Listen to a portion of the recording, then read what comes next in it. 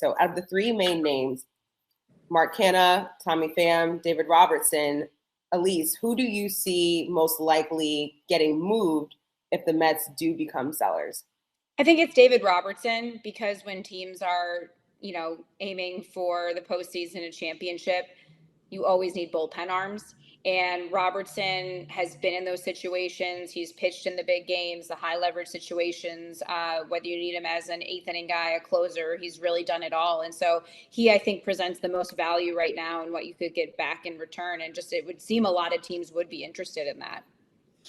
I love David Robertson. I go back to the beginning of the season when Edwin Diaz was hurt and Robertson was asked about his role or what he made of the situation, and he was like, I will do anything for this team. I don't care where I pitch, what you ask of me, I will do my job. And I feel like he has done the best that he could do this season. I'm just so impressed because he's had a good career. He's had a great career, but to reinvent yourself and to continue to compete, especially when a team is playing like this, especially when you don't have all the bullpen pieces and you don't have your dude at the back end. I'm so impressed by what he's done. I think any team would be thrilled to get him. But for me, it's Tommy Pham. Again, I said it. He's been their best offensive piece in the month of June. He was their best by far. I understand that he's dealing with a little bit of the injury. I don't know the timetable.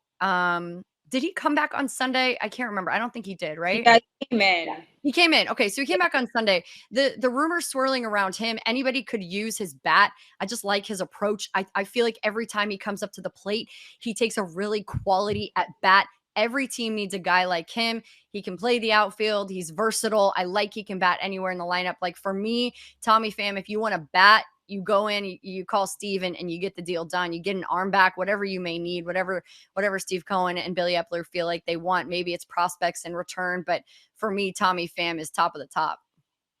Okay, Dani, do you see a world where the Mets decide to deal either Max Scherzer or Justin Verlander? Yeah, there's a world, and it's a scary, far away world that you gotta take a spaceship to. There's only one rocket that goes to that world. Yeah, I mean, of course, you never say never. I've heard that the Astros potentially could want to reunite with Justin Verlander. Like, how wild would that be? They didn't want to pay him, let him go, and then they get him back.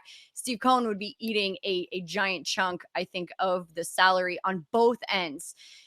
Max has not been Max, but as we've all alluded to, and I will go blue in the face talking about, if you want to win in the postseason, you have to have arms. You have to have guys who are going to eat your innings, who are going to play their role, who are going to be maybe in the bullpen. I don't know. I'm not saying Max Scherzer or Justin Verlander are coming out of the pen, but you need guys right now to alleviate your starters. The Rangers are skipping starts for their starters. They have that luxury because they know their guys are a bit gassed right now. So how nice would it be to bring in an arm who can eat some of those innings for you? But the contracts are very complicated. The no trade clauses are very complicated.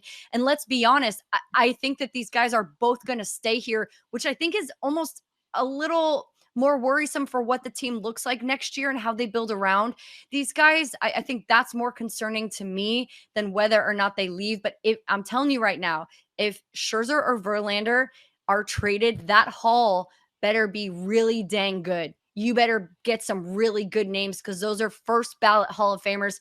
I don't care what they've done this season.